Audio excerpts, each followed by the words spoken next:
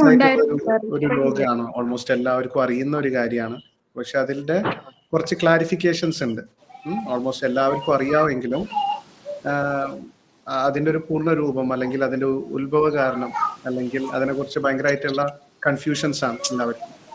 അപ്പൊ അതൊന്ന് ക്ലാരിഫൈ ചെയ്യാനുള്ള ഈ ഡയറ്റ് എടുക്കുന്നതുകൊണ്ട് നിങ്ങൾക്ക് എങ്ങനെ അത് ഹെൽപ്ഫുൾ ആകും എന്നുള്ളത് അറിയിക്കാൻ വേണ്ടിയിട്ടാണ്. ഇത് നമ്മുടെ കൺട്രോളിൽ തന്നെ നമുക്ക് കൊണ്ടുവരാൻ പറ്റുന്ന, നമ്മൾ വിചാരിക്കുന്ന അത്ര ഒരു ഉപദ്രവശാലിയല്ല. ഓഫ് കോഴ്സ് ആണ്. അത് വന്നു കഴിഞ്ഞാൽ നമുക്ക് പലതരത്തിലുള്ള ബുദ്ധിമുട്ടുകൾ ഉണ്ടാവും. വെയിറ്റ് കൂടും, അല്ലെങ്കിൽ നമ്മുടെ മൂഡ് സ്വിങ്സ് ഉണ്ടാകും, മലബന്ധം ഉണ്ടാവാം, ഗ്യാസ്ട്രിക് ഇഷ്യൂസ് ഉണ്ടാവാം, അങ്ങനെ തൊട്ട് എത്രയോ ബുദ്ധിമുട്ടുകൾ ഉണ്ടാവാം. പക്ഷെ ഇതെന്തായാലും നമ്മുടെ കൺട്രോളിൽ കൊണ്ടുവരാൻ പറ്റുന്ന ഒരു കാര്യമാണ്. നമ്മൾ അത് എന്തുകൊണ്ടാണ് വന്നത് എന്നുള്ളത് മനസ്സിലാക്കിയാൽ മാത്രം മതി. തൈറോയിഡും ഗോയിറ്ററും തമ്മിൽ എന്താ? അങ്ങനെ ഉണ്ട് എന്നാണോ മാഡം? ഗോയിറ്റർ ഉണ്ട്, ഗോയിറ്ററും തൈറോയിഡും തമ്മിൽ എന്താണ് റിലേഷൻ? എന്താ അങ്ങനെ അല്ലേ? അത് നമ്മൾ പറയാം കേട്ടോ.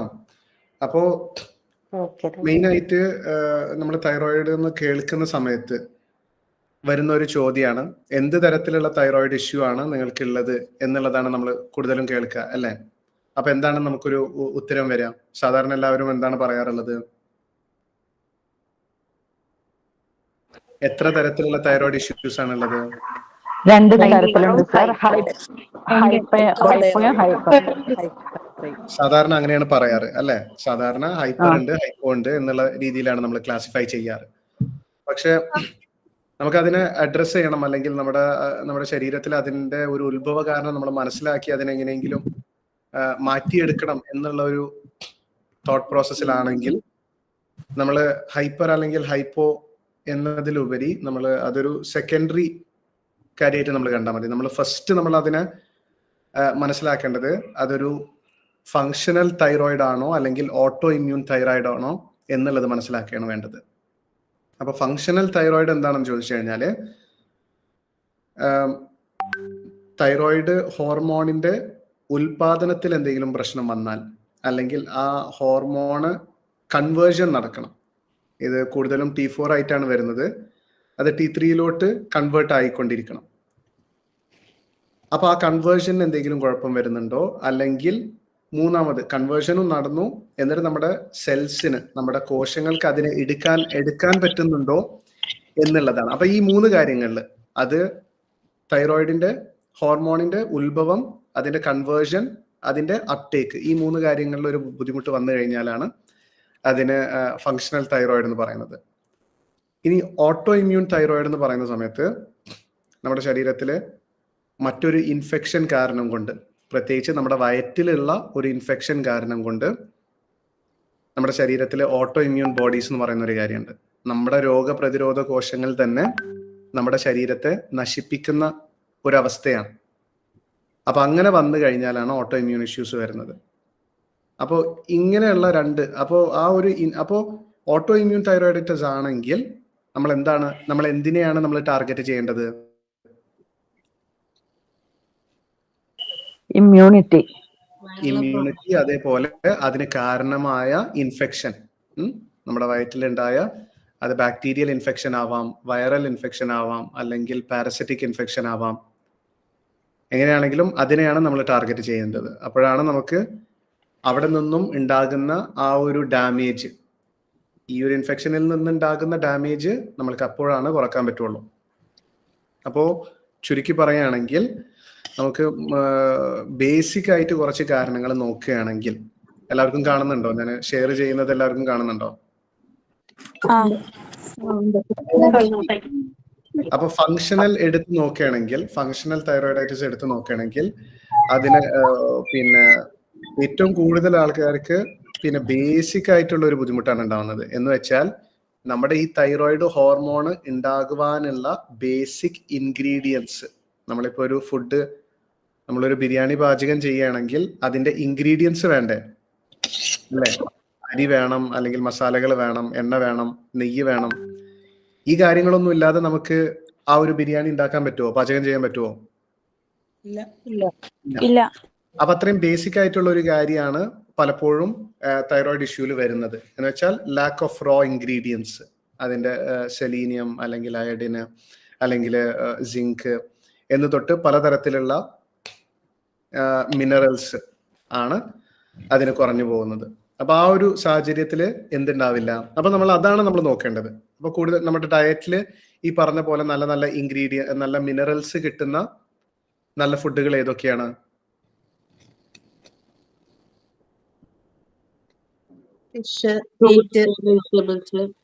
കറക്റ്റ്. ഏറ്റവും കൂടുതൽ മിനറൽസ് നമുക്ക് കിട്ടുന്നത് ഷെൽ ഫിഷുകളിൽ നിന്നാണ്. കക്ക അല്ലെങ്കിൽ ചെമ്മീന്, ഞണ്ട്, ലോബ്സ്റ്റർ, അപ്പൊ അങ്ങനെയുള്ള കാര്യങ്ങളിൽ നിന്നാണ് നമുക്ക് കൂടുതലും മിനറൽസ് അധികമായിട്ട് കിട്ടുന്നത്. അപ്പൊ സീ ഫുഡിൽ നോക്കിയാൽ തന്നെയാണ് അയോഡിനും നമുക്ക് കൂടുതൽ കിട്ടും അല്ലെ? അപ്പൊ ആ ഒരു കാര്യം നമുക്ക് പരിഹരിക്കാൻ എളുപ്പമാണ്. അപ്പൊ ഈ പറഞ്ഞ പോലെ കൂടുതലും വെജിറ്റേറിയൻസിന്, ഭയങ്കര സ്ട്രിക്റ്റ് ആയിട്ടുള്ള വീഗൻസിനൊക്കെയാണ് പലപ്പോഴും ഈ ഒരു തരത്തിൽ കാണപ്പെടാറുള്ളത്. മറ്റൊരു കാര്യം, തൈറോയിഡ് കുറവാണെങ്കിൽ, അയോഡിൻ എന്ന് പറയുന്നത് നമ്മുടെ ശരീരത്തിൽ കുറവാണെങ്കിൽ, ഈ അയോഡിൻ എന്ന് പറയുന്നത് ആദ്യം ഒരു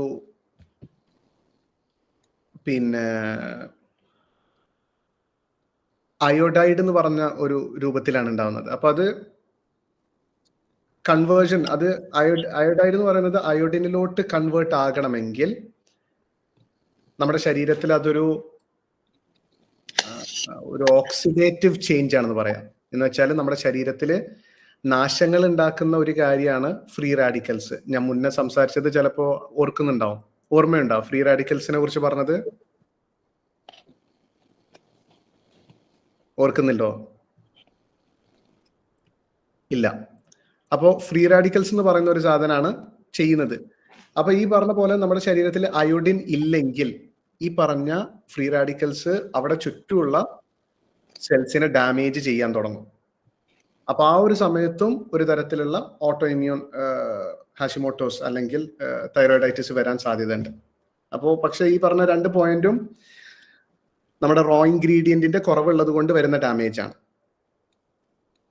അപ്പൊ അത് തൈറോയിഡ് ഹോർമോണിന്റെ ഉത്ഭവത്തിൽ നിന്ന് തന്നെ ഉണ്ടാവുന്ന ഒരു കുറവാണ് നമുക്ക് ഈ ഫസ്റ്റ് പറഞ്ഞ പോയിന്റ്. ഇനി രണ്ടാമത് നമുക്ക് പിന്നെ പറയാനുള്ളത്, ഇനി അഥവാ T4 നമ്മൾ ഈ റോ ഇൻഗ്രീഡിയൻസ് ഒക്കെ ഉണ്ട്, തൈറോയിഡ് ഹോർമോൺ ഉണ്ടായി വന്നു, എന്നിട്ട് അതിനുശേഷം നമ്മുടെ ലിവറിലോട്ട് ചെന്നിട്ട് എന്ത് നടക്കുകയാണ്? കൺവേർഷൻ നടക്കുകയാണ്. ഇത് T4ൽ നിന്ന് T3യിലോട്ട് കൺവേർഷൻ നടക്കണം. അപ്പൊ ആ ഒരു കൺവേർഷൻ നടക്കുന്നതിനും ഒരു ഇഷ്യൂ ഉണ്ടാവാം. എന്ന് വെച്ചാൽ നിങ്ങൾക്ക് ഫാറ്റി ലിവർ ഉണ്ടെങ്കിലോ, അല്ലെങ്കിൽ പിത്തം കട്ടിയാണെങ്കിൽ, ബൈൽ സ്ലഡ്ജ് ഉണ്ടെങ്കിൽ, അല്ലെങ്കിൽ ബൈൽ സ്റ്റോൺസ് ഉണ്ടെങ്കിൽ, പിത്തക്കല്ലുണ്ടെങ്കിൽ ഒക്കെ ഈ പറഞ്ഞ പോലെ കൺവേർഷൻ നടക്കില്ല. അല്ലെങ്കിൽ നിങ്ങളുടെ ലിവറിന് ഒരു വൈറൽ ഇൻഫെക്ഷൻ ഉണ്ടെങ്കിൽ ഇതൊക്കെ ഉണ്ടാകാൻ സാധ്യതയുള്ള ഒരു കാര്യമാണ്. ഇനി അഥവാ കൺവേർഷൻ നടന്നു എന്ന് വെക്കുക, നമ്മൾ തൈറോയിഡ് ഹോർമോണും ഉണ്ടായി, കുഴപ്പമില്ല, അതിനുശേഷം കൺവേർഷനും നടന്നു. ഇനി കൺവേർഷനും നടന്നതിന് ശേഷം നിങ്ങളുടെ ശരീരം അത് അപ്ടേക്ക് ചെയ്യണം. നിങ്ങളുടെ മറ്റുള്ള കോശങ്ങൾക്ക് ആവശ്യമുള്ള സ്ഥലത്തോട്ട് പോയിട്ട് ഇത് എടുക്കപ്പെടണം. അപ്പൊ അവിടെ വരുന്ന മറ്റൊരു തടസ്സമാണ്, ഒന്നാമത് കോർട്ടിസോൾ എന്ന് പറയുന്ന ഒരു ഹോർമോൺ. നമുക്ക് സ്ട്രെസ് അധികമാവുമ്പോൾ, അല്ലെങ്കിൽ ഉറക്കം ശരിയല്ലെങ്കിൽ, അല്ലെങ്കിൽ വളരെ ലേറ്റ് ആയിട്ടാണ് ഉറങ്ങുന്നത്, അല്ലെങ്കിൽ രാത്രി ഉറങ്ങാതെ രാവിലെയാണ് ഉറങ്ങുന്നത്, അല്ലെങ്കിൽ മെന്റലി സ്ട്രെസ് ഉണ്ട്, ഇങ്ങനെയൊക്കെയുള്ള അവസ്ഥകളിൽ ഈ പറഞ്ഞ പോലെ കോർട്ടിസോൾ ഈ ഒരു തൈറോയിഡ് ഹോർമോണിനെ ബ്ലോക്ക് ചെയ്യും. അതേപോലെ തന്നെയാണ് ഈസ്ട്രജൻ എന്ന് പറയുന്നത്, സ്ത്രീകളുടെ ഹോർമോണാണ്. ഈ സ്ത്രീകളുടെ ഹോർമോൺ സ്ത്രീകൾക്ക് മാത്രമല്ല, പുരുഷന്മാരുടെ ശരീരത്തിലും ഇത് കൂടുതലായി ഉണ്ടാവാനുള്ള സാധ്യത കൂടുതലാണ്. എപ്പോഴാണെന്ന് ചോദിച്ചു കഴിഞ്ഞാൽ, ഒന്നാമത് ഈ പറഞ്ഞ പോലെ തന്നെ ഫാറ്റി ലിവർ ഉണ്ടെങ്കിൽ ഈസ്ട്രജൻ അതിന്റെ യൂസ് കഴിഞ്ഞിട്ട് കറക്റ്റായിട്ട് ശരീരം പുറന്തള്ളാൻ പറ്റുന്നുണ്ടാവില്ല, ഫാറ്റി ലിവർ ഉണ്ടെങ്കിൽ, അല്ലെങ്കിൽ ലിവറിന് വേറെ എന്തെങ്കിലും ബുദ്ധിമുട്ടുകൾ ഉണ്ടെങ്കിൽ. അങ്ങനെ അല്ലെങ്കിൽ ഈസ്ട്രജൻ കൂടുതലായി ഉൽപാദനം നടക്കുന്നുണ്ടെങ്കിൽ, ഇപ്പൊ വിറ്റമിൻ ഡി കുറവുണ്ടെങ്കിൽ, പൊതുപഠനങ്ങൾ പറയുന്ന ഒരു കാര്യമാണ് അരോമാറ്റേസ് എന്ന് പറയുന്ന ഒരു എൻസൈം ഉണ്ട്. ഇതാണ് ഈ ടെസ്റ്റോസ്റ്ററോൺ എന്ന് പറയുന്നതിനെ ഈസ്ട്രജൻ ആക്കി മാറ്റുന്നത്. അപ്പോൾ വിറ്റമിൻ ഡി കുറവാണെങ്കിൽ ഈ അരോമാറ്റേസ് കൂടുകയും, അതേപോലെ ഈ കൺവേർഷൻ ഈസ്ട്രജന്റെ അളവ് കൂടുകയും, ഈസ്ട്രജൻ എന്ന് പറയുന്നതും കോർട്ടിസോൾ ചെയ്യുന്ന പോലെ തന്നെ തൈറോയിഡിനെ ബ്ലോക്ക് ചെയ്യും. കൂടുതലായി ശരീരത്തിൽ ഫ്രീ ഫ്ലോയിങ് ഈസ്ട്രജൻ ഉണ്ടെങ്കിൽ ഈ പറഞ്ഞ പോലെ തൈറോയിഡ് ഹോർമോൺസിനെ ബ്ലോക്ക് ചെയ്ത് വെക്കും.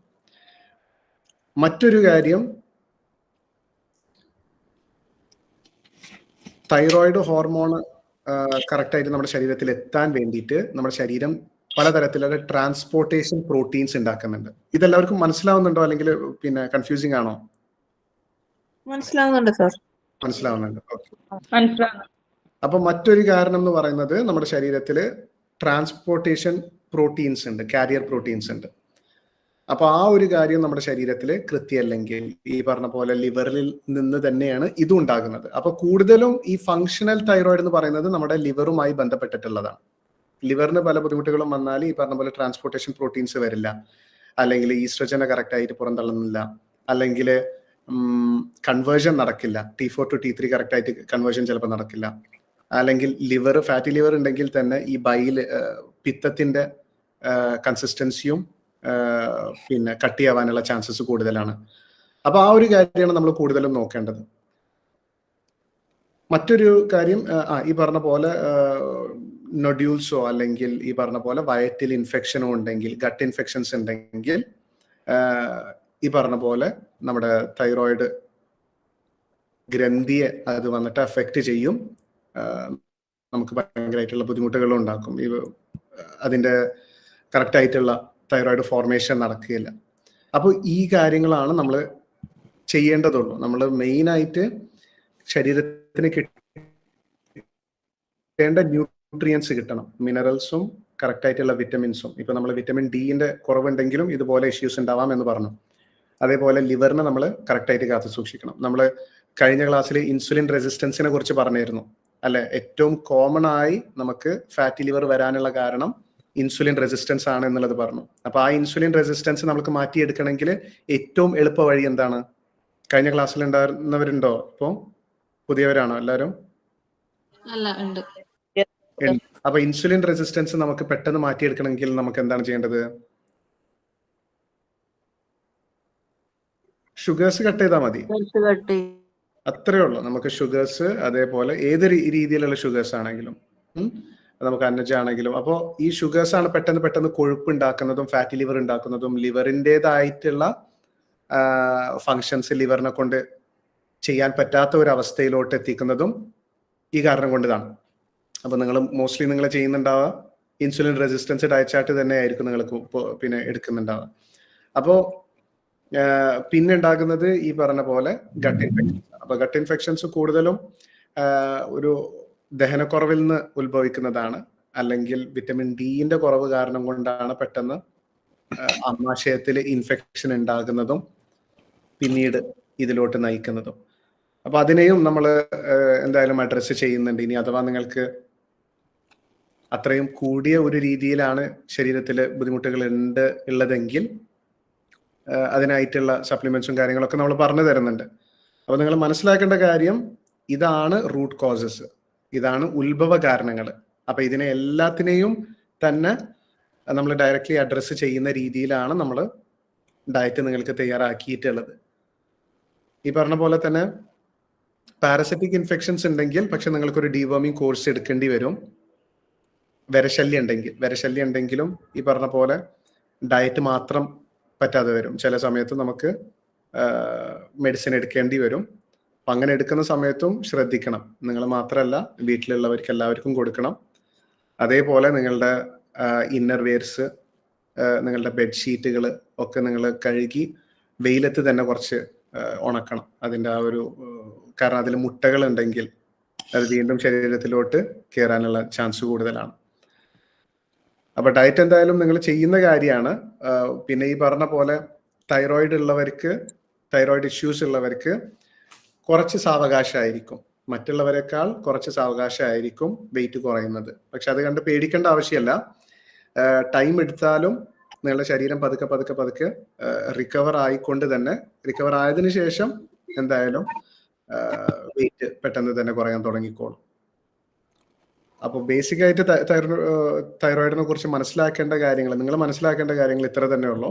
ഇതിനെ കുറിച്ച് പിന്നെ ഡൗട്ടുകൾ ഉണ്ടെങ്കിൽ ചോദിക്കാവുന്നതാണ്. ഈ ടെസ്റ്റ് ചെയ്യാൻ പോകുമ്പോ എങ്ങനെയാണ് വേണ്ടിയത്? മരുന്ന് ടാബ്ലറ്റ് രാവിലെ കഴിക്കാൻ പറ്റുമോ? ഞാൻ തൈറോക്സ് സ്ഥിരമായിട്ട് കഴിക്കുന്നുണ്ട്. നല്ല ചോദ്യമാണ്. നിങ്ങൾ പിന്നെ ഇന്റർമീഡിയറ്റ് ഫാസ്റ്റിംഗ് എടുക്കുന്നവരാണെങ്കിൽ നിങ്ങൾ ബ്രേക്ക്ഫാസ്റ്റ് എടുക്കുന്നതിന് ഒരു അരമണിക്കൂർ മുന്നേ നിങ്ങൾ ടാബ്ലറ്റ്സ് എടുക്കാവുന്നതാണ്. പിന്നെ ടെസ്റ്റുകൾ എന്ന് പറയുമ്പോൾ നമ്മൾ സാധാരണ തൈറോയിഡ് പ്രൊഫൈൽ ടെസ്റ്റ് നമ്മൾ ചെയ്യാറുള്ളൂ. അപ്പോൾ അതിന്റെ കൂടെ നമുക്കത് ഓട്ടോ ഇമ്മ്യൂൺ ആണോ അല്ലേ എന്നുള്ളത് അറിയാൻ, മറ്റൊരു ഇൻഫെക്ഷൻ കാരണം കൊണ്ടാണോ അല്ലേ എന്നറിയാൻ നമ്മൾ ചെയ്യേണ്ട ടെസ്റ്റ് anti-TPO ATG എന്ന് പറയുന്ന ആന്റിബോഡി ടെസ്റ്റുകളാണ് ഇത് രണ്ടും. ഇനി അഥവാ നിങ്ങൾക്ക് ഹൈപ്പർ തൈറോയിഡിസ് ആണ്, അല്ലെങ്കിൽ TSH വളരെ കുറവാണ്, തൈറോയിഡ് ഹോർമോൺസ് വളരെ കൂടുതലാണെങ്കിൽ നിങ്ങൾ ചെയ്യേണ്ട മറ്റൊരു ടെസ്റ്റ് TSI ടെസ്റ്റ് ആണ്. ഞാൻ ക്ലാസ് ഉണ്ട്. അപ്പൊ ഇത്രയും കാര്യങ്ങളാണ് നിങ്ങൾ ശ്രദ്ധിക്കേണ്ട ആവശ്യമുള്ളൂ. വേറെന്താണ് ഡൗട്ട്സ് ഉള്ളത്? ഡോക്ടർ, ഡീവർമിംഗ് വേണ്ടി വരുന്നത് എപ്പോഴാ? ഡീവർമിംഗ് വേണ്ടി വരുന്നത് കൂടുതലും നിങ്ങൾക്ക് എനിക്ക് 15 വർഷമായി ഓപ്പറേഷൻ കഴിഞ്ഞിട്ട് തൈറോയിഡിന്റെ. അപ്പൊ ഇൻഫെക്ഷൻ ഞാൻ ഇതുവരെ തൈറോക്സ് 100 ഇപ്പൊ നിങ്ങൾക്ക് ഫംഗൽ ഓവർ ഗ്രോത്ത് ഉണ്ടെങ്കിലും അത് പാരസൈറ്റ്സ് ഉള്ളത് കൊണ്ടാവാം. ഇപ്പൊ ഫംഗൽ ഓവർ ഗ്രോത്ത് ഉണ്ടെങ്കിൽ നിങ്ങൾക്ക് അത് മനസ്സിലാവുന്നത് നാക്കില് വെള്ള കളറിലുള്ള പാട കാണാം, അല്ലെങ്കിൽ വെള്ളപ്പോക്ക് ഉണ്ടാവാം, അല്ലെങ്കിൽ താരൻ അധികമായിട്ടുണ്ടാവാം. പിന്നെ ഈ പറഞ്ഞ പോലെ മലദ്വാരത്തിൽ ഉറങ്ങുന്ന സമയത്ത് മലദ്വാരത്തിന്റെ അവിടെ ചൊറിച്ചിലുണ്ടാവാം, അല്ലെങ്കിൽ വട്ടച്ചൊറികൾ ഉണ്ടാവാം, അലർജി കൂടാം. പിന്നെ ഈ പറഞ്ഞ പോലെ ഈസിനോഫിൽ ടെസ്റ്റ് എടുത്ത് നോക്കിക്കഴിഞ്ഞാൽ ഈസിനോഫിൽ ഹൈ ആണെങ്കിലും നമുക്ക് പാരസൈറ്റ്സ് ഉണ്ടാവും, പാരസൈറ്റ്സിന്റെ ഇൻഫെക്ഷൻ ഉണ്ട് എന്നുള്ളത് നമുക്ക് സംശയിക്കാവുന്ന ഒരു കാര്യമാണ്. സാർ, എനിക്കാണെങ്കിൽ ബ്ലഡിൽ ഇതുവരെയും വന്നിട്ടില്ല, ഏറ്റവും കുറവാണ്, അതായത് 0.097 ഒക്കെ ഉള്ളു. നോക്കുമ്പോൾ ആന്റി-TB ഒക്കെ ചെയ്തു, അതും നോർമലാണ്. പക്ഷെ നൊഡ്യൂൾസ് ഉണ്ട്, തിറാഡ്സ് 3, അത് എപ്പോഴാണ് അറിയുന്നത്? കറക്റ്റ്. അപ്പോൾ നൊഡ്യൂൾസ് കുറയാനും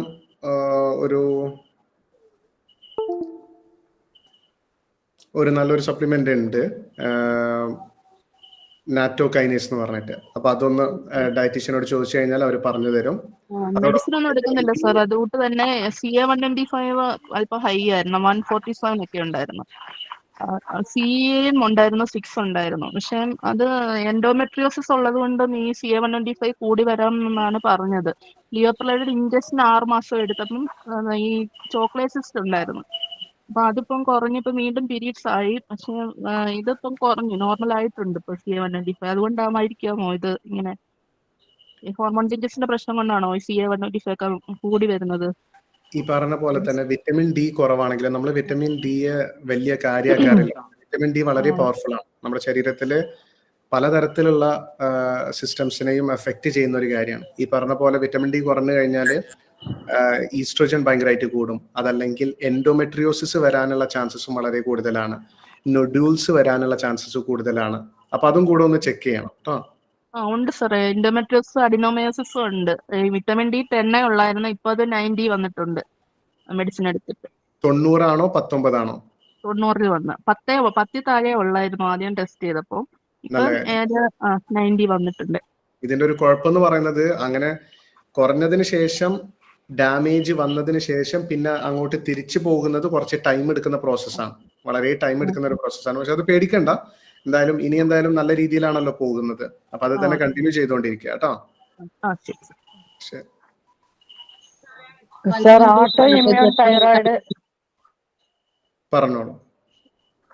ഓട്ടോ ഇമ്മ്യൂൺ തൈറോയിഡ് കുറയ്ക്കാൻ നമ്മൾ എന്താണ് ചെയ്യേണ്ടത്? അത് കൺട്രോൾ ചെയ്യാൻ നമ്മൾ എന്താ ചെയ്യേണ്ടത്? മാത്രമല്ല വെയിറ്റ് റിഡക്ഷൻ പ്രോസസ്സ് കുറച്ച് ഫാസ്റ്റ് ആക്കാൻ കാർബ് മൊത്തം കൺട്രോൾ ചെയ്തിട്ടുണ്ടെങ്കിൽ കൂടി അത് വെയിറ്റ് റിഡക്ഷൻ പ്രോസസ്സ് വളരെ സ്ലോ ആയിട്ടാണ് നടക്കുന്നത്. അതിന് കാരണം എന്താണ് സർ? അപ്പോൾ ഓട്ടോ ഇമ്മ്യൂൺ നമ്മളിപ്പോൾ പറഞ്ഞ പോലെ തന്നെ വയറ്റിലുള്ള ഇൻഫെക്ഷൻസ് ആണ് അതിന് കൂടുതലും കാരണമാകുന്നത്. അപ്പോൾ നമ്മൾ ഈ ഡയറ്റ് തന്നെയാണ് ചെയ്യേണ്ടത്. അതോടൊപ്പം നമ്മൾ ദഹനം ഒന്ന് കറക്റ്റ് ആക്കുക എന്നുള്ളത്. താൽക്കാലികമായിട്ട് ഇപ്പം നിങ്ങൾ കഴിക്കുന്ന ഫുഡുകളൊക്കെ കൃത്യമായിട്ട് ദഹിക്കുന്നുണ്ട് എന്നുള്ളത് ഉറപ്പുവരുത്തുക. അങ്ങനെ ദഹിക്കുന്നില്ലെങ്കിൽ നിങ്ങളുടെ വയറ്റിൽ വീണ്ടും അത് ഇൻഫെക്ഷൻ കൂട്ടാൻ കാരണമാവും. അപ്പൊ അതിന് വേണ്ടിയിട്ടാണ് നമ്മൾ താൽക്കാലികമായിട്ട് നിങ്ങൾ ആപ്പിൾ സിഡർ വിനെഗർ 3 നേരവും ഫുഡിന് മുന്നേ കഴിക്കണം എന്ന് പറയുന്നത്. അപ്പൊ നിങ്ങളുടെ ആസിഡ് സെക്രീഷൻസ് കൂട്ടും. ആസിഡ് സെക്രീഷൻസ് നന്നായി കൂട്ടിക്കഴിഞ്ഞാൽ നിങ്ങളുടെ ഭക്ഷണങ്ങളൊക്കെ തന്നെ നന്നായി ദഹിച്ചിട്ടാണ് താഴോട്ട് ചെല്ലുള്ളൂ. അതല്ലെങ്കിൽ ഈ പറഞ്ഞ പോലെ പാരസൈറ്റിക് അല്ലെങ്കിൽ ഫംഗൽ ഇൻഫെക്ഷൻസിനൊക്കെ അത് നന്നായി സഹായിക്കുള്ളൂ. അങ്ങനെ ഉണ്ടാവാൻ പാടില്ല, ദഹിക്കാത്ത ഭക്ഷണം ഉണ്ടാവാൻ പാടില്ല. തൈര് യൂസ് ചെയ്യാവോ? തൈരൊക്കെ ധാരാളം യൂസ് ചെയ്യാവുന്നതാണ്. ഓക്കെ. ഈ ഓട്ടോ ഇമ്മ്യൂണും ഫങ്ഷണൽ തൈറോയിഡും എന്ത് ഡിഫറെന്റ് ഉണ്ട്? ഓട്ടോ ഇമ്മ്യൂണിന്റെയും പിന്നെ ഫങ്ഷണലിന്റെയും ഡിഫറൻസ് ആണ് നമ്മളിപ്പോ ഫസ്റ്റ് തൊട്ട് പറഞ്ഞത്. ഡിഫറൻസ് അത് നമുക്ക് തിരിച്ചറിയുന്നത് എങ്ങനെ? ഏത് ടൈപ്പ് ഓഫ് തൈറോയിഡ് ഈ കാണുന്നുണ്ടല്ലോ, തൈറോയിഡ് പ്രൊഫൈൽ ടെസ്റ്റ് എടുത്ത് ഇത് ആന്റി TPO ATG എന്ന് പറയുന്ന 2 ടെസ്റ്റുകൾ ചെയ്താൽ അത് പോസിറ്റീവ് ആണെങ്കിൽ അതിനർത്ഥം അത് ഓട്ടോ ഇമ്മ്യൂൺ ആണ് എന്നുള്ളതാണ്. ഉള്ളിൽ എന്തോ ഒരു ഇൻഫെക്ഷൻ ഉണ്ട് എന്നുള്ളതാണ് അത് കാണിക്കുന്നത്. സാർ ഒരു സംശയം, ആപ്പിൾ സിഡർ വിനീഗറിനെ പറ്റി പറഞ്ഞില്ലേ സാറ്? അതെ മാഡം. ഞാനിപ്പോ 2 ദിവസമായിട്ടുള്ളൂ ഡോക്ടർ ജോയിൻ ചെയ്തിട്ട്. Okay madam. അപ്പൊ എനിക്കൊന്നും അറിയില്ല എന്ന് സാറ് പറഞ്ഞു തരണം. അപ്പൊ അത് എത്രയാണ് അതിന്റെ ഡോസ്, എങ്ങനെയാണ്, ഏത് തരം ആപ്പിൾ സിഡർ എന്ന് പറയുന്നത്? അത് ഒരു കടയിൽ നിന്ന് ഏത് നോക്കിയാലും വാങ്ങാൻ പറ്റുമോ? അത് അതിന് പ്രത്യേകത വാങ്ങുന്നത് നല്ലത് തന്നെയാണ്, ഏതാണെങ്കിലും കുഴപ്പമില്ല. പക്ഷെ ഒന്നുകൂടെ നല്ലത് അതിന്റെ മദർ ടിങ്ചർ ഉണ്ടെങ്കിൽ, അങ്ങനെ എന്തോ പറയുന്നുണ്ട്, വിത്ത് മദർ ഉണ്ടെങ്കിൽ ഒന്നുകൂടെ നല്ലതാണ്. ഇനി അത് ഡോസ് എന്ന് പറയുന്നത് സാധാരണക്കാർക്കാണെങ്കിൽ, വേറെ ബുദ്ധിമുട്ടൊന്നും ഇല്ലാത്തവരാണെങ്കിൽ ഹൈപ്പർ അസിഡിറ്റി കൂടെ ഉണ്ടാവാൻ പാടില്ല. അങ്ങനെ ഇല്ലാത്തവർക്കാണെങ്കിൽ ഒരു ദിവസം ഒരു ഗ്ലാസ് വെള്ളത്തിൽ 1 സ്പൂണ് അല്ലെങ്കിൽ 1 മൂടി അളവ് ഒഴിച്ച് കുടിക്കാവുന്നതാണ്. പക്ഷെ ഹൈപ്പോ അസിഡിറ്റി ആണ്, അല്ലെങ്കിൽ ആസിഡ് വളരെ കുറവാണ്, ശരീരത്തിൽ ദഹനം കറക്റ്റ് ആയിട്ട് നടക്കുന്നില്ലെങ്കിൽ ആ 1 ഗ്ലാസ് എന്നുള്ളത് 1/4 ഗ്ലാസ് വെള്ളമാക്കിയിട്ട് അതിൽ 1 മൂടി അളവ് അല്ലെങ്കിൽ 1 table spoon apple cider vinegar വെച്ച് 3 നേരം ആഹാരത്തിന് മുന്നെയും 5 മിനിറ്റ് മുന്നേ കുടിക്കുക. അപ്പോഴാണ് ശരീരത്തില് അത് കാരണം കൊണ്ട് നിങ്ങളുടെ ആസിഡ് സെക്രീഷൻസ് കൂടും. അപ്പോൾ കഴിക്കുന്ന ഭക്ഷണം നന്നായി ദഹിച്ച് ശരീരത്തിന് ഉപയോഗിക്കാൻ പറ്റുന്ന അല്ലെങ്കിൽ ദോഷം ചെയ്യാത്ത ഒരവസ്ഥയിലോട്ട് എത്തും. ഓക്കെ. 25 ദിവസമായ പറഞ്ഞോളൂ. എത്ര ദിവസം കുടിക്കണം? ആപ്പിൾ സിഡർ വിനെഗർ നമ്മളിപ്പോൾ ഒരു ബേക്കിംഗ് സോഡ ടെസ്റ്റ് ചെയ്യുന്നുണ്ടല്ലോ, അപ്പൊ അതിന്റെ ഒരു ടൈമിങ് കൃത്യമായിട്ട് വരുന്നത് വരെ നിങ്ങൾ കുടിക്കാനാണ് ഞാൻ റെക്കമെൻഡ് ചെയ്യുന്നത്. അപ്പൊ അതിന്റെ ടൈമിങ് നിങ്ങൾക്ക് ദഹനം ഫുഡ് ഉള്ളിൽ ചെന്ന ഉടനെ തന്നെ കറക്റ്റ് ആയിട്ട് ആസിഡ് സെക്രീഷൻസ് വരുന്നുണ്ട് എന്നുള്ളതിന്റെ ഒരു തെളിവാണ് നിങ്ങൾ ആ ചെയ്യുന്ന ആ ചെറിയ ബേക്കിംഗ് സോഡ ടെസ്റ്റ് എന്ന് പറയുന്നത്. അപ്പൊ 3 ആഴ്ച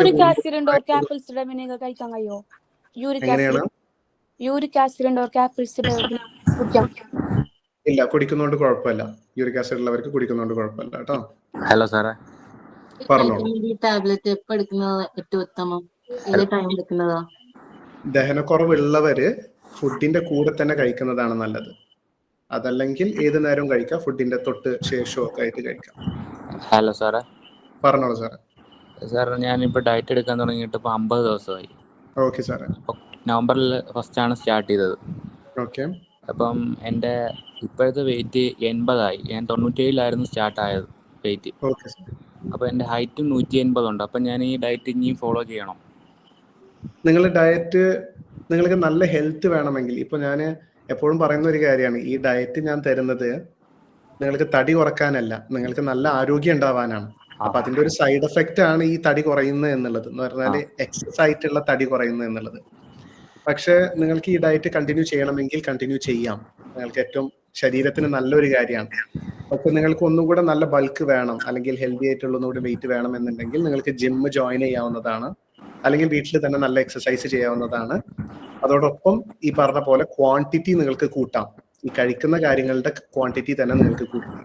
നമുക്ക് ഇപ്പൊ 80 വെയിറ്റ് ആയിട്ട് നമുക്ക് ഇനി ഈ അന്നജം എടുക്കാവോ? ചോറും അതൊക്കെ എടുക്കാവോ? അന്നജം എടുക്കാം. ഒരു 50 ഗ്രാം ദിവസം, ഒരു 50 ഗ്രാം എടുത്താൽ നിങ്ങൾക്ക് വലിയ ദോഷമല്ലാതെ നമുക്ക് മെയിൻറ്റെയിൻ ചെയ്തുകൊണ്ട് പോകാനായിട്ട് പ്രത്യേകം ചാർട്ട് മേടിക്കണം സാറേ? അങ്ങനെ മേടിക്കാം. പക്ഷെ ഞാൻ എപ്പോഴും റെക്കമെൻഡ് ചെയ്യുന്നത് ഈ ഒരു ചാർട്ട് തന്നെയാണ് കേട്ടോ. ആണല്ലേ? അതെ. ഹലോ സാർ, ഞാൻ ഇതിൽ ചേർന്നിട്ട് 25 ദിവസമായ, പക്ഷെ ഒരു എന്താ പറയാ വ്യത്യാസം ഒന്നും കാണുന്നില്ല. എന്നുവെച്ചാല് ഇത്രയും കാലമായിട്ട് ഒരു കിലോനെ കുറഞ്ഞിട്ടുള്ളൂ 25 ദിവസമായിട്ട്. Correct. ഞാൻ ആപ്പിൾ സിഡർ വിനെഗർ ഒക്കെ കഴിക്കുന്നുണ്ട്. കഴിക്കുന്നുണ്ട്. പിന്നെ ദഹനം ഇച്ചിരി കുറവാണ്. ഉം. പിന്നെ അതുമല്ല പിന്നെ എന്താ പറയാ ദഹനം കുറവാണ്. പിന്നെ വയറ്റുന്ന പോക്കും കുറവാണ്. എന്നിട്ട് അതുകൊണ്ടല്ലോ പിന്നെ പാലില് പശുനെയ്യിൽ വെച്ചിട്ട് കുടിക്കുന്നുണ്ട്. പക്ഷെ വെയിറ്റ് കുറഞ്ഞാണ്. എനിക്ക് ഭയങ്കര വയറാണുള്ള കൂടുതൽ. അതാണ് കറക്റ്റ്. അപ്പോ പ്രശ്നം. ഇത് എക്സ്ട്രീം കേസസ് ആണ്. വളരെ ചുരുക്കം പേരിൽ നമ്മൾ കാണുന്നതാണ്. അപ്പൊ നിങ്ങൾ ചെയ്യേണ്ടത് കുറച്ചു കാലത്തേക്ക് ഒരു 2 ആഴ്ചത്തേക്കെങ്കിലും സൂപ്പും മോരും വെള്ളം മാത്രമുള്ള ഡയറ്റ് ചെയ്യണം കേട്ടോ. അത് അവർ പറഞ്ഞു തരും, ഡയറ്റീഷ്യനോട് പറഞ്ഞാൽ മതി. അപ്പൊ അങ്ങനെ ചെയ്തിട്ട് നിങ്ങളുടെ ദഹനമൊക്കെ ഒന്ന് കറക്റ്റായി ശരീരം ഒന്ന് നോർമലായി വരാൻ തുടങ്ങിയാൽ മാത്രം നിങ്ങൾ സോളിഡ് ഫുഡ്സ് കഴിക്കാൻ തുടങ്ങിയാൽ മതി കേട്ടോ. ഹലോ ഡോക്ടർ അതുപോലെ തന്നെ നമ്മുടെ ഡയറ്റില് ഹലോ ഡോക്ടർ. Hello doctor.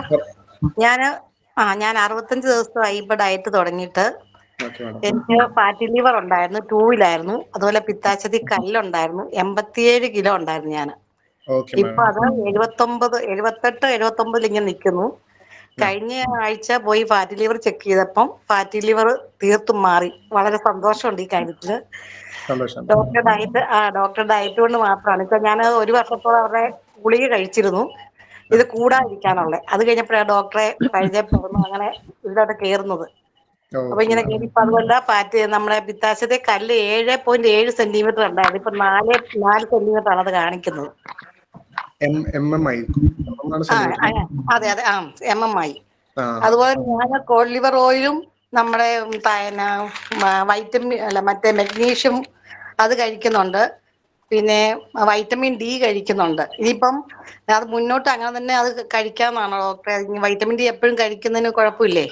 വളരെ സന്തോഷം. അത് കേട്ടതിൽ സന്തോഷമുണ്ട്. വൈറ്റമിൻ ഡി കഴിക്കുന്നത് നമുക്ക്, ഞാൻ ഈ പറഞ്ഞുകൊണ്ടിരിക്കുന്നത് എപ്പോഴും, ഞാൻ എല്ലാ ക്ലാസ്സും കഴിഞ്ഞാലും ഞാൻ എപ്പോഴും വൈറ്റമിൻ ഡി തന്നെയാണ് ഞാൻ സ്ട്രെസ് ചെയ്തുകൊണ്ടിരിക്കുന്നത്. കാരണം നമ്മുടെ ഈ ഒരു കാലഘട്ടത്തിൽ നമ്മൾ വെയിൽ കൊള്ളുന്നില്ല. അതെന്തോ കാരണമായിക്കോട്ടെ, നമ്മുടെ ജോലി ആവാം, നമ്മുടെ ഭംഗി നോക്കിയിട്ടാവാം, എന്തോ ആവാം. പക്ഷെ വിറ്റമിൻ ഡി ഈ ഒരു കാലഘട്ടത്തിൽ ആർക്കും ഇല്ല. ഇപ്പോ ഉള്ളവർക്ക് തന്നെ 25 അല്ലെങ്കിൽ 30 റേഞ്ചിൽ ഉണ്ട് എന്ന് കണ്ടു കഴിഞ്ഞാൽ തന്നെ എല്ലാവരും അത് ഓക്കെ ആണെന്നാണ് പറഞ്ഞു വിടുന്നത്. പക്ഷെ നമുക്ക് അറ്റ്ലീസ്റ്റ് ഒരു 70-80 എങ്കിലും അത് റെഗുലർ ആയിട്ട് ഉണ്ടാവണം. ഈ വിറ്റമിൻ ഡി എന്ന് പറയുന്നത് അപ്പൊ ഞാൻ ഡയറ്റ് മുന്നോട്ട് കൊണ്ടുപോയാൽ തന്നെ ഈ മെഗ്നീഷ്യം ഇത് മറ്റേത് കഴിക്കുകയാണെങ്കിൽ നല്ലതാണ്. കാരണം വിറ്റമിൻ ഡി നമ്മൾ എങ്ങനെ പോയാലും നമ്മൾ അത്രയും നമ്മുടെ മുന്നേ ഉണ്ടായിരുന്നവർ വെയിൽ കൊള്ളുന്ന അത്ര പോലും നമ്മൾ കൊള്ളുന്നില്ല. ഈ പറഞ്ഞ പോലെ എല്ലാ കാര്യങ്ങളും എഫക്ട് ചെയ്യുന്ന ഒരു കാര്യം കൂടെയാണ്. അപ്പൊ അതെന്തായാലും റെഗുലർ ആയിട്ട് എടുത്തുകൊണ്ടിരിക്കുക. വിറ്റമിൻ ഡി നിങ്ങൾ ഇനി മുതൽ ദിവസവും 5000 IU വെച്ചിട്ട് തുടർന്നാൽ മതി ലൈഫ് ലോങ്. അതുപോലെ തന്നെ പിന്നെ എക്സസൈസ് എല്ലാം കണ്ടിന്യൂ ചെയ്യുന്നുണ്ട്. വേരിക്കോസ് ഉണ്ടായിരുന്നു, അതിനും കുറച്ച് കുറവ് തോന്നുന്നുണ്ട്. വെരിക്കോസിന് മാത്രമുള്ള എക്സസൈസ് ഡയറ്റീഷ്യൻ പറഞ്ഞു തരും. അത് കൃത്യമായിട്ട് എല്ലാ ദിവസവും. ആയിക്കോട്ടെ ഡോക്ടറെ, ഒത്തിരി സന്തോഷം.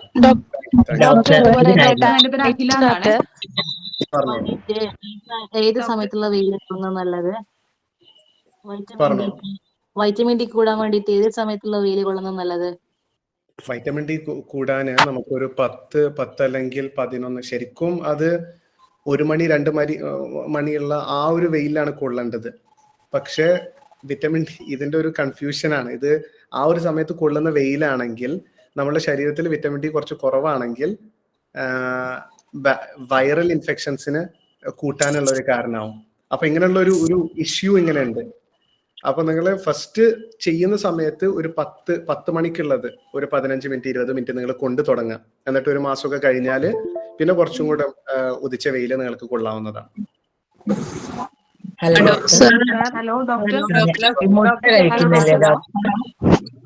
ഡോക്ടർ മുട്ട കഴിക്കാൻ പറയുന്നില്ലേ രാവിലെ? അതെ മുട്ട കഴിക്കാൻ പറയുന്നുണ്ട്. പറഞ്ഞോളൂ മാഡം.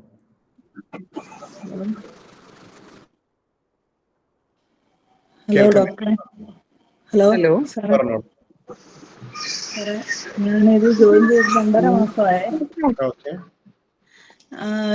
90 കിലോ ഉണ്ടായിരുന്നു, ഇപ്പം 81-ലെത്തി നിൽക്കുകയാണേ. അപ്പൊ ഒരു 30 ദിവസമൊക്കെ ആവുന്നതിന് മുമ്പേ 80-ലെത്തി. ഇതുവരെ വീണ്ടും പിന്നെ കുറയുന്നില്ല അങ്ങോട്ട്. ആപ്പിൾ സിഡർ വിനീഗർ ഒക്കെ എടുക്കുന്നുണ്ട്, എക്സസൈസ് ചെയ്യുന്നുണ്ട്. പക്ഷേ ഒരു 2 ആഴ്ചത്തേക്ക് മാഡം സൂപ്പും പിന്നെ സംഭാരമുള്ള ഡയറ്റ് അവരോടൊന്ന് ചോദിച്ചാൽ മതി. അത് അവർ പറഞ്ഞു തരും കേട്ടോ. അങ്ങനെ ഒന്ന് ചെയ്തിട്ട് എന്നെ ഒന്ന് അറിയിക്കും. ഹലോ ഡോക്ടർ അതുപോലെ തന്നെ ഈ ഡയറ്റ് ചാർട്ടിനകത്ത് തന്നിട്ടില്ല. അപ്പൊ നമ്മൾ അത് എടുക്കണമെന്ന് നിർബന്ധമാണോ? എന്ത് തന്നിട്ടില്ല? ആപ്പിൾ സൈഡർ വിനാഗറിന്റെ ഇത് പറഞ്ഞിട്ടില്ല നമ്മുടെ ഡയറ്റ് ചാർട്ടിനകത്ത്. നിങ്ങൾക്ക് അതാണ് അതിന് പല കാര്യങ്ങളും ഡയറ്റീഷ്യൻസ് ആണ് നിങ്ങളെ അത് പേഴ്സണലൈസ്ഡ് ആക്കി തരുന്നത് കേട്ടോ. നിങ്ങളുടെ അവസ്ഥ നോക്കി നിങ്ങൾക്ക് ആവശ്യമാണെങ്കിൽ അത് അവർ പറഞ്ഞു തരും. Okay okay. Hello doctor hello sir, പേര് അഖില എന്നാണ്. ഞാൻ ആലുവയിലാണ് പഠിക്കുന്നത്. ഞാൻ അപ്പം 8 എനിക്ക് വർഷത്തോളമായി കോഴ്സ് ഹലോ ജോലി. കേൾക്കുന്നുണ്ട് സാറിന്? ഹലോ പറഞ്ഞു. ഹലോ ഹലോ സാർ, ഞാൻ 8 വർഷത്തോളമായി PCOD പേഷ്യന്റ് ആണ്. Okay madam. ഇപ്പൊ ചെക്ക് ചെയ്ത് നോക്കിയപ്പോ ലിവറിൽ ഫാറ്റ് കൂടുതലാണ്, ഫാറ്റ് ലിവർ കൂടുതലാണെന്നാ പറഞ്ഞത്. Okay madam. അപ്പോ ഞാനിപ്പോ ഡയറ്റ് ചെയ്തിട്ട് ഇപ്പൊ ഒരു 1 വീക്ക് ആയിട്ടുള്ളൂ. ഇപ്പൊ ഞാൻ 102 കിലോ ഉണ്ടായിരുന്നു. ഇപ്പൊ ഏകദേശം ഒരു 98 കിലോമിൽ എത്തിയിട്ടുണ്ട്. അപ്പൊ എനിക്കതൊരു വലിയൊരു ബെനിഫിറ്റ് ആയിട്ട് തോന്നുന്നുണ്ട്. അപ്പൊ നല്ല ഈ കാര്യം, ഫാറ്റ് ലിവർ സന്തോഷമുണ്ട്. മാറാൻ വേണ്ടിയിട്ട് ഇനിയിപ്പോ ചെക്ക് ചെയ്യേണ്ട ഏറ്റവും മിനിമം നിങ്ങൾ ഒരു 4 മാസം നിങ്ങൾ ഡയറ്റ് ചെയ്യണം കേട്ടോ. ഏറ്റവും മിനിമം. അതോടൊപ്പം തന്നെ വിറ്റമിൻ ഡി, മഗ്നീഷ്യം ഒക്കെ എടുക്കണം കേട്ടോ. അപ്പോഴാണ് PCODക്ക് പേഷ്യൻസിന് അങ്ങനെയാണ് കൊടുക്കാറുള്ളത്. എന്നിട്ട് അതിനുശേഷം നമുക്ക് നോക്കിയിട്ട് പറയാം. ഹലോ സർ, നോർമലി എത്ര ഒരു 2 ആഴ്ച കൊണ്ട് എത്ര kg ആണ് കുറയുക നോർമലി? നോർമലി എന്ന് പറയാൻ പറ്റില്ല, കാരണം ഞാൻ എല്ലാ തരത്തിലും ഇവിടെ കാണുന്നുണ്ട്. ഞാൻ 2 ആഴ്ച കൊണ്ട് 12 കിലോ കുറഞ്ഞവരെ പോലെ ഞാൻ കണ്ടിട്ടുണ്ട്. 2 ആഴ്ച കൊണ്ട് ഇപ്പോൾ 3.5 കിലോ അത് നമുക്ക് പറയാൻ പറ്റില്ല, ഓരോരുത്തരുടെ ശരീരത്തിനനുസരിച്ചിരിക്കും കേട്ടോ. കുറഞ്ഞിട്ടുണ്ട് അല്ലേ? അതൊരു നല്ല കാര്യം തന്നെയാണ്. കണ്ടിന്യൂ ചെയ്യും കേട്ടോ. ഓരോരുത്തരുടെ അപ്പൊ ആപ്പിൾ സിൻഡർ വിനീഗർ അത് 3 നേരവും കഴിക്കല്ലേ? കഴിച്ചോളൂ. ഓക്കെ. തൈറോയ്ഡ് പേഷ്യൻസ് കഴിക്കുന്നത് സോൾട്ട് ഏതാണെന്ന് പറഞ്ഞുതരാം സാറേ. സോൾട്ട് പിങ്ക് സോൾട്ട് ആണോ അയഡൈസ്ഡ് ആണോ? പിങ്ക് സോൾട്ട്, സീ സോൾട്ട് കിട്ടും. സീ സോൾട്ട് കഴിക്കാവുന്നതാണ്. പിങ്ക് സോൾട്ട് നല്ലത് തന്നെയാണ്. ഞാൻ 2.5 മാസമായി ജോയിൻ ചെയ്ത്. വെജിറ്റേറിയൻ ആണ്. പിന്നെ ഇൻസുലിൻ റെസിസ്റ്റൻസ് മീൻസ് ഷുഗർ ബോർഡറിലാണ്. ടൈപ്പ് 2 ഫാറ്റി ലിവർ ഗ്രേഡ് 2 ഉണ്ടായിരുന്നു. തൈറോയിഡ് അറൌണ്ട് 15-16 ഇയേഴ്സ് ആയി. മെഡിസിൻ ഒക്കെ റെഗുലറായി കഴിക്കുന്നുണ്ട്. ഒരു 2 കിലോ വെയിറ്റ് കുറഞ്ഞിട്ടുള്ളൂ. പക്ഷെ ഭയങ്കര സ്ലോ ആണ് എന്റെ വെയിറ്റ് കുറയണത്. ഒരു സ്റ്റക്ക് ആവും, പതുക്കെയാണ് കുറയാറ്. എനിക്കിപ്പോ ഒരു ഡൗട്ട് തോന്നിയത്, പിന്നെ ഞാൻ വെജിറ്റേറിയൻ ആണ്, പിന്നെ ജിമ്മിലാണ്. ഇവിടെ എനിക്ക് മറ്റ് എക്സസൈസിനേക്കാൾ ജിമ്മാണ്. ഞാൻ അബുദാബിയിലാണ്. അപ്പം എന്റെ നെയിൽ ഫംഗസ് ഉണ്ട്. അത് എന്തെങ്കിലും പ്രശ്നം ഉണ്ടാക്കുമോ എന്നുള്ളത്? അത് ഈ പറഞ്ഞ പോലെ തന്നെ ഉള്ളിലൊരു ഇൻഫെക്ഷൻ ഉള്ളത് ആവാം. അത് കാണിക്കാനുള്ള ഒരു സാധ്യത ആവാം. അതിനെന്താ? ഡോക്ടറെ കൺസൾട്ട് ചെയ്തു, ടാബ്ലറ്റ് എടുത്തിരുന്നു. ഇപ്പൊ നെയിലിന്റെ അടുത്ത് അപ്ലൈ ചെയ്യാൻ ഒരു ലിക്വിഡ് മാത്രമാണ് ഉള്ളത്. ഇറ്റ്സ് നോട്ട് സീരിയസ്, ബട്ട് ചെറുതായിട്ട് ഇപ്പോഴും ഉണ്ട്. അത് കണ്ടിന്യൂസ് ആയിട്ടുണ്ട്, പോകുന്നില്ല. അത് ജിമ്മില് സോക്സ് അതൊക്കെയാണ് റീസൺ ഇവരിവിടെ പറയണത്. അപ്പൊ മാഡം ഒന്ന് ഈസ്നോഫിൽ ടെസ്റ്റ്, IG അലർജി ഉണ്ടോ? ഇല്ല, വേറെ ഒരു അലർജി എനിക്കില്ല.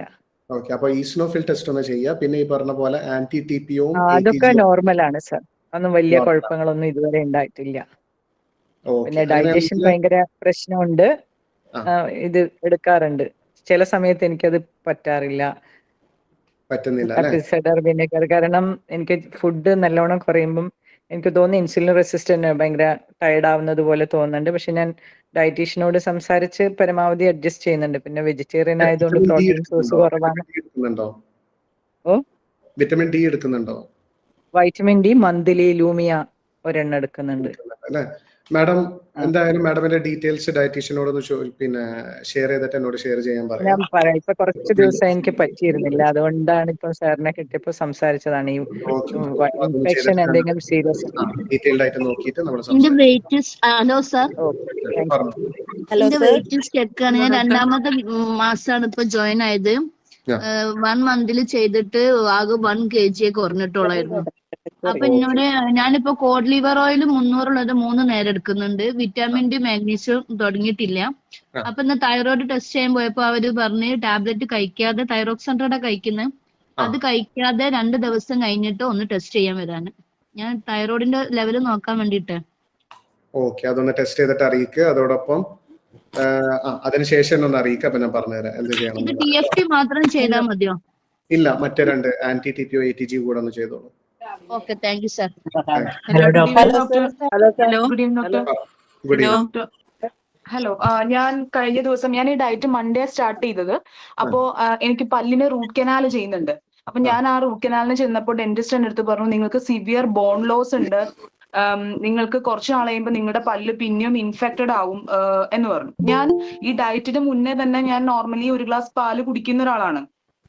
മുട്ടയും ഇടയ്ക്കൊക്കെ കഴിക്കുന്നുണ്ട്. ഇപ്പൊ ഡയറ്റിന്റെ ഭാഗമായിട്ട് മുട്ട എല്ലാ ദിവസവും കഴിക്കുന്നില്ല, എനിക്ക് മുട്ട പൊതുവെ ഇഷ്ടമല്ല. എന്നാലും ഞാൻ ഇടയ്ക്ക് എടുക്കുന്നുണ്ട് മുട്ട. മീൻസ് ഇപ്പൊ 4 ഡേയ്സിന്റെ ഇടയ്ക്ക് ഞാൻ എന്തായാലും ഡെയിലി 1 എന്നുള്ള രീതിയിലെങ്കിലും അത് ആവറേജ് വരുന്നുണ്ട്. അപ്പോ അങ്ങനെ വരുമ്പോ ഈ ബോൺ ലോസ് എന്തുകൊണ്ടായിരിക്കും? ഈ എന്നോട് ഡയറ്റീഷ്യൻ വൈറ്റമിൻ ഡി എടുക്കാൻ പറഞ്ഞിട്ടില്ല.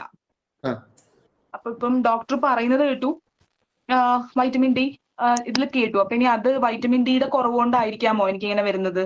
കറക്റ്റ്. വൈറ്റമിൻ ഡി കുറവാണെങ്കിലും മിനറൽസ് കുറവാണെങ്കിലും ഇതുപോലെ ഉണ്ടാവും. മാഡമിന്റെ പീരിയഡ്സ് റെഗുലർ ആണോ? പീരിയഡ്സ് റെഗുലർ അല്ല. അപ്പൊ ഈ പറഞ്ഞ പോലെ ഹോർമോണൽ ഇംബാലൻസ് ഉണ്ടാവുന്ന സമയത്തും ഭയങ്കരമായിട്ട് മിനറലൈസേഷൻ ഉണ്ടാവും കേട്ടോ. ഒരു കാര്യം കൂടെ എനിക്ക് ചോദിക്കാനുണ്ട്. എന്റെ മെയിൻ പ്രോബ്ലം വന്നതെന്ന് വെച്ചാൽ ഞാൻ സ്കൂട്ടർ ഓടിക്കുന്ന ഒരാളാണ്. ഞാൻ വെയിലത്താണ് രാവിലെ സ്കൂട്ടർ ഓടിക്കുന്നത്.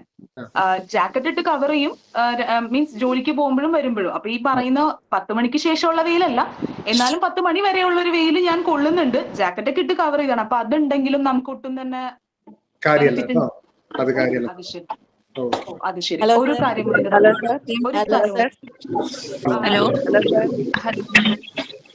Hello sir.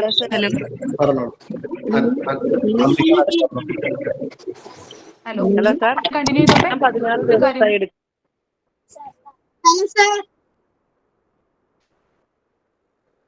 Hello sir. പറഞ്ഞോ. ഞാൻ ഡയറ്റ് സ്റ്റാർട്ട് ചെയ്തിട്ട് 1 വീക്ക് ആയിട്ട്, പക്ഷെ എനിക്ക് വെയിറ്റ് ലോസ് ആയിട്ടില്ല. മാഡം ബേക്കിംഗ് സോഡ ടെസ്റ്റ് ഒന്ന് ചെയ്യുക. അതോടൊപ്പം വിറ്റമിൻ മഗ്നീഷ്യം ഒന്ന് കഴിക്കുക. എങ്ങനെയാണ് ബേക്കിംഗ് സോഡ ടെസ്റ്റ് എങ്ങനെയാ ചെയ്യുന്നത്? ഡയറ്റീഷ്യൻ പറഞ്ഞു തരും കേട്ടോ. ഡയറ്റീഷ്യനോടൊന്ന് ചോദിച്ചാൽ മതി. ഡോക്ടർ എഗ് കഴിക്കുന്നതുകൊണ്ട് പ്രശ്നമുണ്ടോ ഡോക്ടർ? എഗ് കഴിക്കുന്നത് ഏറ്റവും നല്ലതാണ്. അല്ല, ഞാൻ പ്രായമായ ആളാണ്, 65 വയസ്സ് കഴിഞ്ഞ ആളാണ്. അപ്പൊ എന്നോട് കുട്ടിയോട് പറയും 2 മുട്ടയൊന്നും രാവിലെ കഴിക്കേണ്ട അമ്മയെന്ന് പറയും. അതുകൊണ്ട് ചോദിച്ചതാ ഡോക്ടർ. കുറിച്ചും കൊളസ്ട്രോളിനെ കുറിച്ചും അത് വേറെ തന്നെ ഒരു വലിയ ക്ലാസ് ആണ്. അപ്പൊ ഞാൻ അത് ഇടയ്ക്കിടയ്ക്ക് എടുക്കാറുണ്ട്. ഞാൻ പിന്നെ ഡയറ്റീഷ്യനോട് ഒന്ന് ഷെയർ ചെയ്യാൻ പറഞ്ഞാൽ മതി അതിനെ കുറിച്ച്. ശരീരത്തിന് ഏറ്റവും ആവശ്യമുള്ള പോഷകമാണ് അത്. അപ്പൊ അതെന്തായാലും ധൈര്യമായിട്ട് കഴിക്കണം. അത് 3-ൽ ഒതുക്കണം എന്നില്ല. പ്രായമാവും തോറും നിങ്ങൾക്ക് കൂട്ടാവുന്നുള്ളൂ. കുഴപ്പമില്ല അല്ലേ? ഓക്കെ. പിന്നെ കൈകളുടെ ഡോക്ടർ ഈ ഭക്ഷണത്തിന്റെ നിയന്ത്രണം വെച്ചപ്പോഴേ കുറച്ച് മുമ്പേ തുടങ്ങിയിരുന്നു ഞാനിതൊക്കെ. അപ്പൊ ഈ കൈമുട്ടിന് ശേഷമുള്ള ഭാഗം പെട്ടെന്നൊരു ചുളിവ് വന്നു. വേറെ എവിടെയില്ല. കൈമുട്ടിന് വയസ്സായി, എന്നാലും വേറെ എവിടെ ഇല്ലാത്തതുകൊണ്ട് ഒരു വിഷമം. മുട്ടിന്റെ വിരല് വരെയുള്ള ഭാഗം അത് വെയിറ്റ് കുറഞ്ഞിട്ടുമില്ല, എന്നാ ഭക്ഷണം കുറയ്ക്കുകയും ചെയ്തു. പറഞ്ഞ പോലെ പിന്നെ കൊളാജിൻ കുറയുന്ന സമയത്തും ഇതുപോലെ പെട്ടെന്ന് അപ്പൊ ഈ പറയുന്നത് തന്നെ ചെയ്താൽ മതി. കുറച്ചുകൂടെ അധികം കഴിക്കാൻ തുടങ്ങാം. എന്നിട്ട് ചെറുതായിട്ട് വെയിറ്റ് എടുക്കുന്ന എക്സസൈസുകളൊക്കെ ഒന്ന് ചെയ്യാം കേട്ടോ.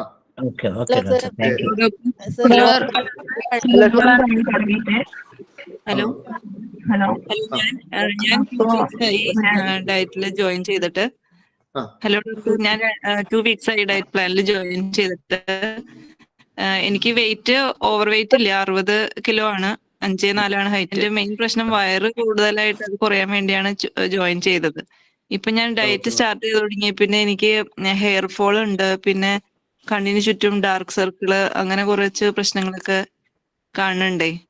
അപ്പൊ അതിന് എന്താ ചെയ്യാ? പിന്നെ HB കുറവാണ്, 9 ആണുള്ളത്. ഓക്കെ. അപ്പൊ ഇതൊക്കെ ദഹനക്കുറവിന്റെ കാര്യങ്ങളാണ് കാണിക്കുന്നത്. നിങ്ങൾ നല്ല ഫുഡുകൾ കഴിച്ചിട്ടും നിങ്ങൾക്ക് ഇതൊക്കെ കാണിക്കുന്നുണ്ടെങ്കിൽ അത് കറക്റ്റ് ആയിട്ട് ദഹിക്കുന്നില്ല. ദഹനം നടന്നില്ലെങ്കിൽ അബ്സോർപ്ഷനും കറക്റ്റ് ആയിട്ട് നടക്കില്ല. അപ്പൊ അതിനുള്ള ബേക്കിംഗ് സോഡ ടെസ്റ്റും കാര്യങ്ങളൊക്കെ അവർ പറഞ്ഞു തരും. അതിന്റെ ഹോം റെമഡീസ് ഒന്ന് ചെയ്താൽ മതി കേട്ടോ. ഇസ്നോഫിൽ എത്ര ഉണ്ടാവണം ഡോക്ടർ? ഇസ്നോഫിൽ എത്ര ഉണ്ടാവണം? സാധാരണ ഒരു 5ന്റെ കുറവായിരിക്കും. അതിലും കൂടുതലാണെങ്കിൽ അല്ലെങ്കിൽ മറന്നു 1 2 5 കൂടുതൽ ഉണ്ടെങ്കിൽ നമുക്ക് പ്രശ്നമാണ് കേട്ടോ. പ്രശ്നമാണ്. ഹലോ സാർ, നമ്മൾ ഓരോ മിനറൽസും വൈറ്റമിൻസും ഒക്കെ ഇല്ല കുറവാണെന്നുണ്ടെങ്കിൽ ചിലപ്പോൾ ടെസ്റ്റ് ചെയ്യാതെയും നമുക്ക് അതിന്റെ സപ്ലിമെന്റ്സ് എടുക്കാൻ പറയുന്നതല്ലോ.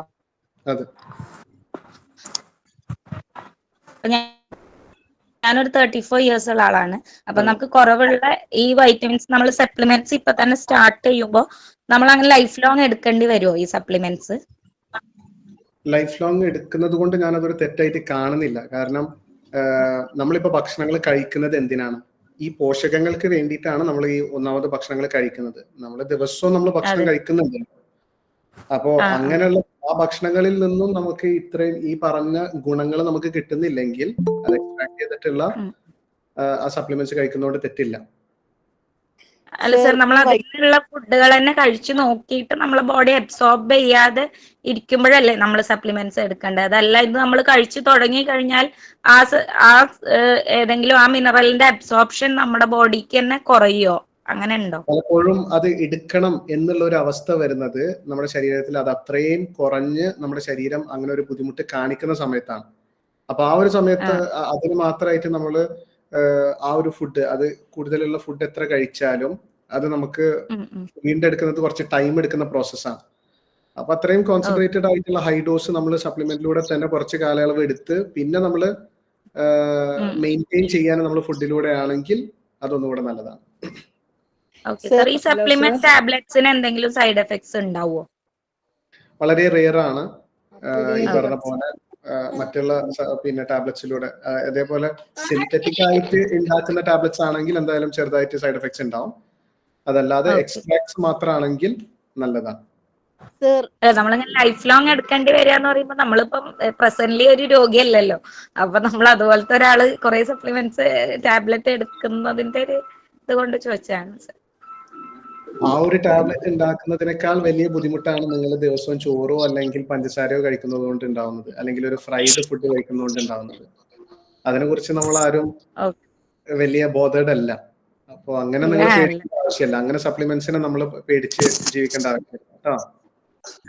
അതുപോലെ നമ്മൾ ഈ കാർബോഹൈഡ്രേറ്റ് ലൈഫ് ലോങ് ഒഴിവാക്കിയാലും നമുക്ക് പ്രോബ്ലം വരില്ല എന്നാണോ സാറിന്റെ ഒരു തോട്ട്? ഇല്ല, നമുക്ക് കാർബോഹൈഡ്രേറ്റ് എന്ന് പറയുന്നത് നമുക്ക് എനർജി ഉണ്ടാക്കാനാണ് സഹായിക്കുന്നത്. എനർജി ഉണ്ടാക്കാനും നമ്മുടെ ശരീരത്തിന് കൊഴുപ്പിൽ നിന്നും എനർജി ഉണ്ടാക്കാൻ പറ്റും, പിന്നെ പ്രോട്ടീൻസിൽ നിന്നും ഉണ്ടാക്കാൻ പറ്റും. പിന്നെ ഈ പറഞ്ഞ പോലെ കാർബോഹൈഡ്രേറ്റ്സ് എന്തായാലും ചെറിയ അളവിൽ 29 ദിവസമായി ജോയിൻ ചെയ്തിട്ട് 4.5 കിലോനാണ് കുറഞ്ഞത്. പിന്നെ അതുകൊണ്ട് പേടിക്കേണ്ട ആവശ്യമില്ല. കംപ്ലീറ്റ് ആയിട്ട് നമ്മൾ കാർബ്സ് അവോയ്ഡ് ചെയ്യുന്നില്ല, നമുക്ക് ശരീരത്തിൽ കുറച്ചായിട്ട് കിട്ടുന്നുണ്ട്. എന്തായാലും ഇത്രയും നേരം ഇരുന്ന് നമ്മുടെ കൂടെ ഇരുന്ന് നല്ല നല്ല ചോദ്യങ്ങൾ ചോദിച്ചതിനും ഇത്രയും നിങ്ങളുടെ ശരീരത്തിലും ആരോഗ്യത്തിലൊക്കെ ഇൻട്രസ്റ്റ് കാണിച്ചതിലും വളരെയേറെ സന്തോഷമുണ്ട്. നല്ല നല്ല ഫീഡ്ബാക്കുകൾ പറഞ്ഞിരുന്നു പലർക്കും ഞാൻ ക്വസ്റ്റ്യൻസ് ആൻസർ ചെയ്യാതെ പോയിട്ടുണ്ട്, ക്ഷമിക്കണം, സമയമായതുകൊണ്ടാണ്. അപ്പോൾ ഇനിയും നിങ്ങൾക്ക് ഡൗട്ടുകൾ ഉണ്ടെങ്കിൽ നിങ്ങളുടെ ഡയറ്റീഷ്യന് നിങ്ങൾക്കൊരു വോയിസ് നോട്ട് അയക്കാവുന്നതാണ്. എന്തായാലും ഞാൻ അല്ലെങ്കിൽ മറ്റു ഡോക്ടേഴ്സ് അതിന് റിപ്ലൈ ചെയ്യുന്നതാണ് കേട്ടോ. Thank you every one, take care. നമുക്ക് അടുത്ത ആഴ്ച കാണാം. Good night.